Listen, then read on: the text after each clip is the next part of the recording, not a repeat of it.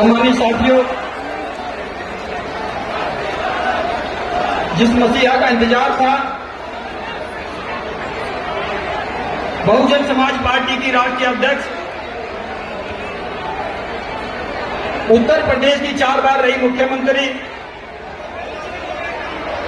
देश के गरीबों की मसीहा,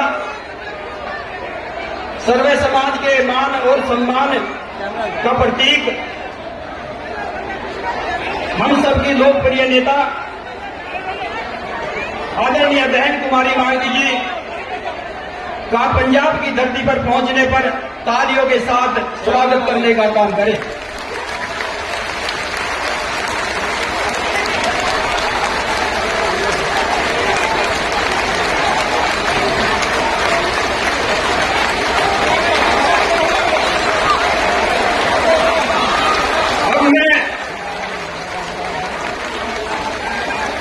अब मैं पंजाब प्रदेश के नवाशहर विधायक भाई डॉक्टर नक्षत्र पाल जी से आग्रह करूंगा, आदरणीय बहन कुमारी मायावती जी को सोने का मुकुट देकर सम्मानित करने का काम करें।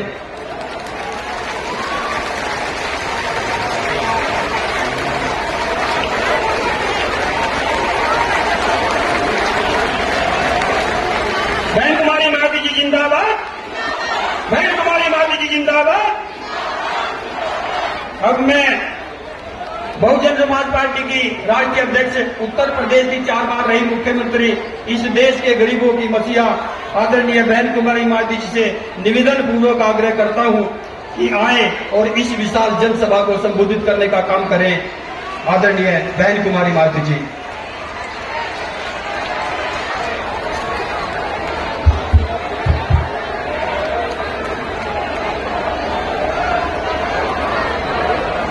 बीएसपी की इस चुनावी जनसभा में इकट्ठा हुए पार्टी के सभी छोटे बड़े पदाधिकारी एवं कार्यकर्ता हैं। आज आप लोग देश में व यहाँ आपके पंजाब प्रदेश में भी और पंजाब से लगे हिमाचल प्रदेश में भी लोकसभा के लिए हो रहे आम चुनाव में अपनी पार्टी के उम्मीदवारों के समर्थन में मुझे सुनने के लिए यहाँ इकट्ठा हुए हैं, तो उसके लिए मैं आप सभी लोगों का हार्दिक दिल से आभार प्रकट करती हूँ। वैसे आप लोगों को ये मालूम है कि हमारी पार्टी कांग्रेस, बीजेपी व अन्य किसी भी विरोधी पार्टी तथा गठबंधन आदि के साथ मिलकर नहीं, बल्कि अकेले ही अपनी पार्टी के बलबूते पर पूरी तैयारी व दमदारी के साथ ये चुनाव लड़ रही है। इसके साथ ही हमने टिकट बंटवारे के मामले में भी सर्व समाज के लोगों को बीएसपी में जुड़ने की तादाद को ध्यान में रखकर फिर उस अनुपात में ही उन्हें उचित भागीदारी भी दी है, जिनको कामयाब बनाने के लिए पार्टी के लोग पूरे जी जान से लगे हैं। हालांकि आज आपकी यहाँ इकट्ठा हुई अपार भीड़ व भीड़ के जबरदस्त जोश को भी देखकर अब मुझे भी ये काफी हद तक भरोसा हो गया है कि आप लोग भी चुनाव में यहाँ अपने प्रदेश से अपनी पार्टी का बेहतर रिजल्ट जरूर लाएंगे। इसके लिए मैं आप लोगों का ध्यान कुछ जरूरी बातों की तरफ दिलाना चाहती हूँ और इस संबंध में विशेषकर मैं कांग्रेस, बीजेपी व इनके अन्य सभी सहयोगी दलों के बारे में ये कहना चाहूंगी कि आजादी के बाद शुरू में केंद्र व देश के अधिकांश राज्यों में भी ज्यादातर सत्ता यहाँ कांग्रेस पार्टी के हाथों में ही केंद्रित रही है, किंतु इनकी खासकर दलित, आदिवासी व पिछड़ा वर्ग विरोधी तथा अन्य और मामलों में भी रही गलत नीतियों एवं गलत कार्य प्रणाली आदि की वजह से ही फिर इस पार्टी को केंद्र व काफी राज्यों की भी सत्ता से बाहर होना पड़ा है तथा यही स्थिति इनकी सहयोगी पार्टियों की भी बनी रही है। और अब पिछले कुछ वर्षों से बीजेपी व इनके सहयोगी दल केंद्र व अधिकांश राज्यों की भी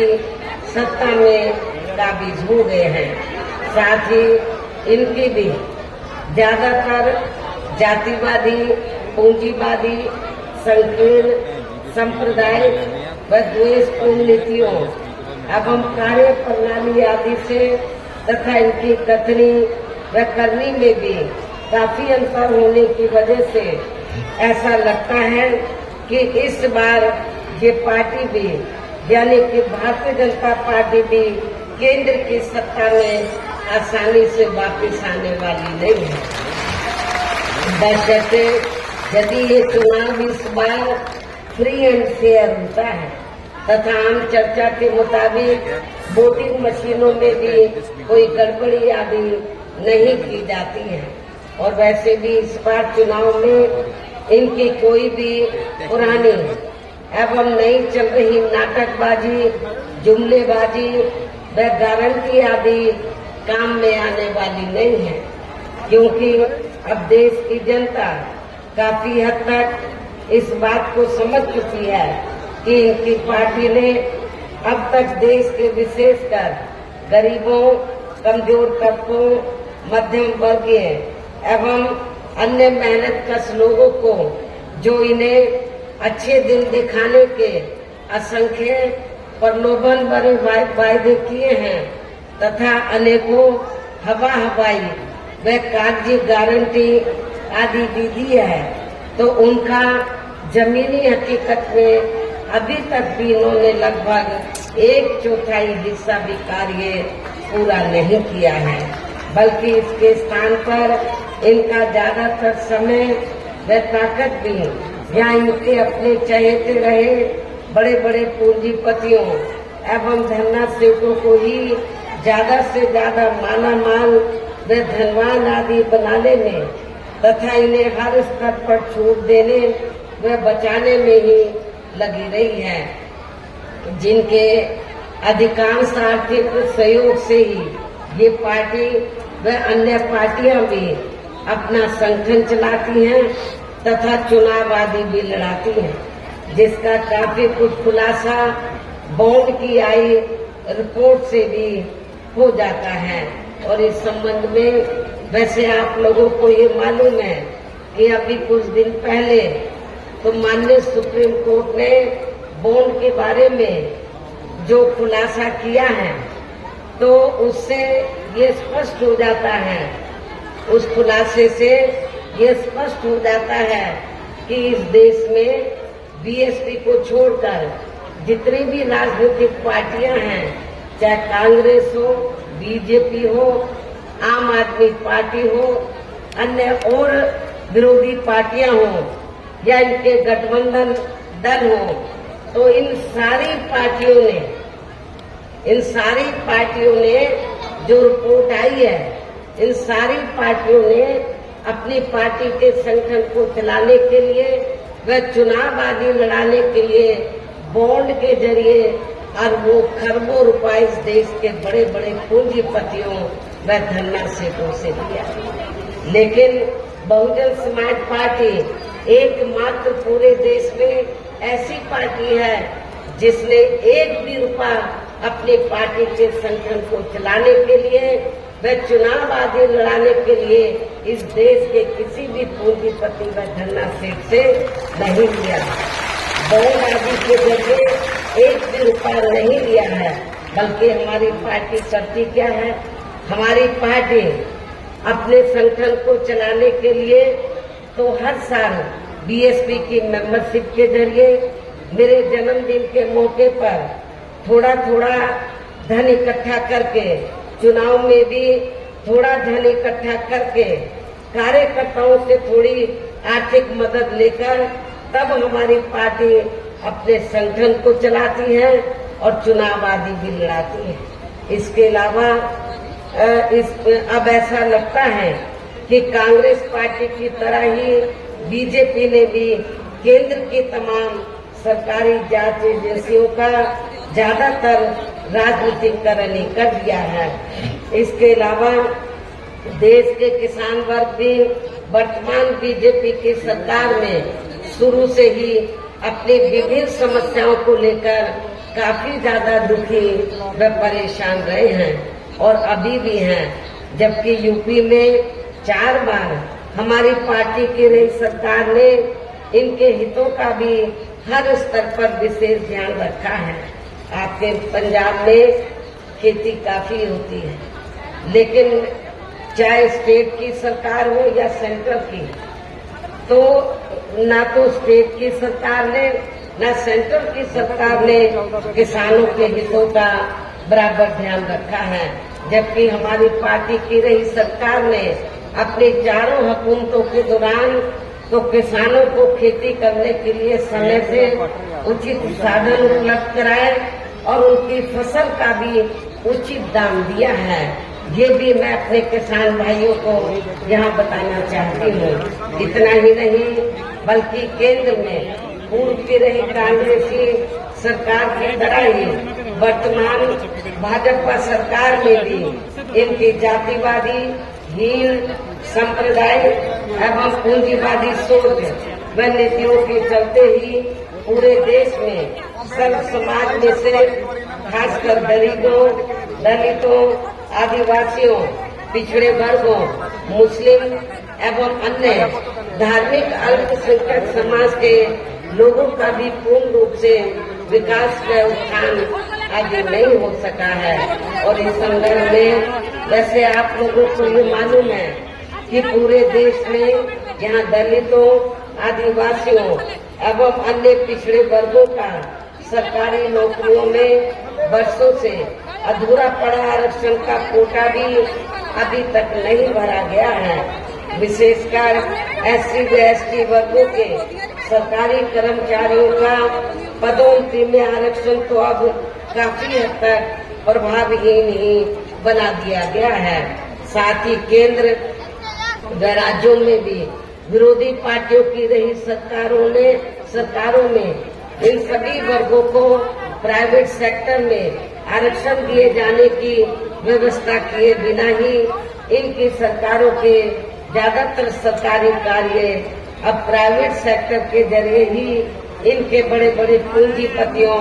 व धन्ना सेठों आदि को ही दिए जाने के कारण अब इनको पूरे देश में आरक्षण का बहुत कम लाभ मिल पा रहा है। इसी प्रकार इनका अन्य और मामलों में भी शोषण व उत्पीड़न आदि होना अभी तक भी बंद नहीं हुआ है। इनके साथ साथ मुस्लिम व अन्य धार्मिक अल्पसंख्यक समाज के लोगों की भी हालत हर स्तर पर या काफी ज्यादा खराब व दयनीय ही बनी हुई है, जिसका काफी कुछ खुलासा सच्चर कमेटी की रिपोर्ट में भी किया गया है। इतना ही नहीं बल्कि पिछले कुछ वर्षों से केंद्र व अधिकांश राज्यों में भी बीजेपी व RSS की सरकारों के चलते हुए अब इनका विकास एवं उत्थान आदि होना भी काफी हद तक बंद सा हो गया है। आए दिन इन पर खासकर धर्म की आड़ में हो रही जुल्म जाति भी यहाँ काफी ज्यादा चरम सीमा पर पहुँच चुकी है। इनके साथ साथ अपर कास्ट समाज में से विशेषकर गरीब लोगों की भी हालत हमें कोई खास अच्छी नजर नहीं आती है। इनकी गलत कृषि नीतियों के कारण किसान वर्ग भी आए दिन आंदोलित ही रहता है।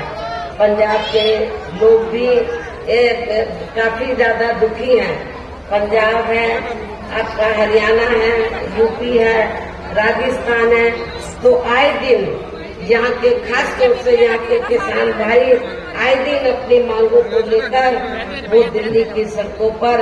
आंदोलन करते हुए हमें नजर आते हैं। कभी पंजाब में, कभी हरियाणा में, कभी अन्य और राज्यों में, और अब तो इन लोगों को मजबूरी में तो दिल्ली में भी जाकर अपनी मांगों को लेकर धरना पड़ना पड़ा।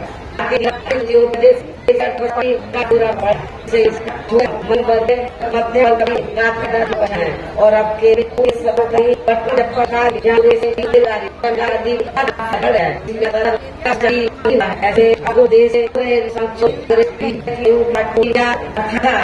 पार्टियां वो भी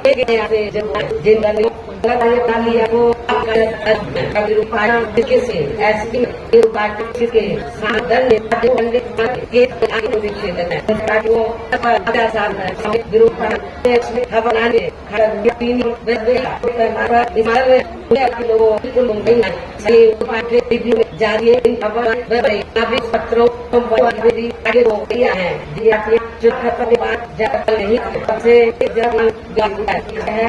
किसी कोई नहीं है कहने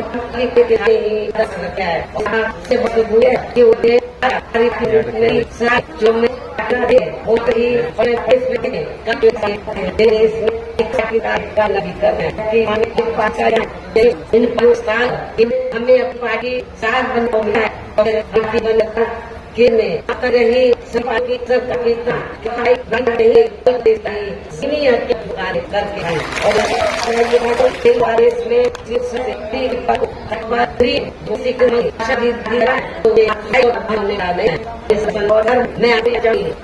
साथ कि जो कन्हैया में गाँव को कराया ये बदले आगे और पीछे सामने जो पड़ा रहा है भारत की नई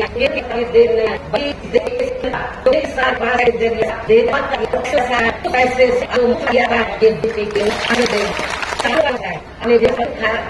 रोकना ना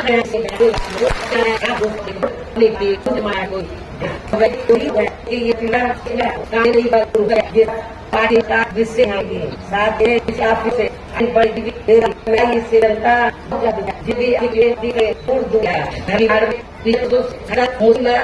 लोगों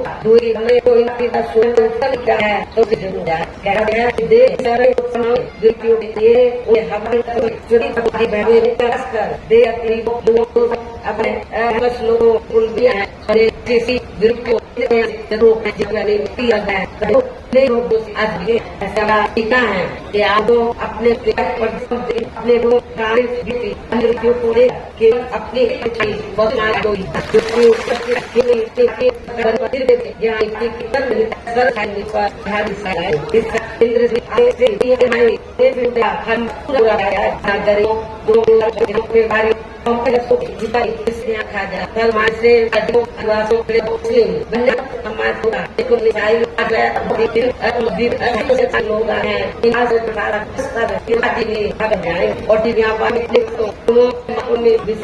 जरूर होता है आसान दिया हिमाचल प्रदेश में भी जिनको भी आपके पंजाब स्टेट में हमारी पार्टी ने आपके पंजाब स्टेट में व पंजाब से लगे हिमाचल प्रदेश में भी जिनको भी लोकसभा के लिए चुनाव के मैदान में उतारा है, जो यहाँ आपके सामने मंच पर भी मौजूद है, तो उन्हें आपको जरूर कामयाब बनाना है, जिसके लिए यह पार्टी के केंद्रीय व स्टेट के कोऑर्डिनेटर तथा स्टेट की पूरी दोनों स्टेट की पूरी कमेटी व यहाँ के अन्य सभी स्तर के छोटे बड़े पदाधिकारी एवं कार्यकर्तागण आदि पूरे जी जान से लगे। और अब अंत में मेरा यही कहना है, आप लोगों को